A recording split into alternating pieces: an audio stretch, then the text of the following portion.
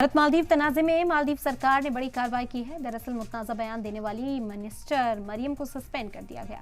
जानकारी देते कि मरियम ने भारत की मुखालफत में बयान दिया था। उधर मालदीव के साबिक प्रेसिडेंट ने भारत विरोधी बयान को गलत बताया।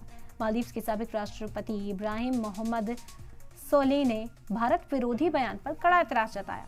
आपको बताते चले कि पीएम नरेंद्र मोदी के लक्षद्वीप सफर के बाद लोग घूमने के लिए लक्षद्वीप को मालदीव के ऑप्शन के तौर पर देख रहे हैं, जिससे मालदीव के नेता खुश नहीं हैं और गलत बता रहे हैं। दरअसल मालदीव के कुछ नेताओं की भारत की मुखालफत में ट्वीट करने के बाद दोनों मुल्कों के बीच तनाव बढ़ गया, जिसके बाद भारत के लोगों में भी मालदीव के खिलाफ नाराजगी देखने को मिली।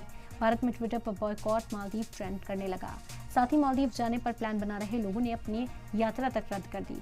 वहीं लक्षद्वीप में टूरिज्म को बढ़ावा देने के लिए एक्सप्लोर इंडियन आइलैंड को भी सोशल मीडिया पर टैग छाया रहा।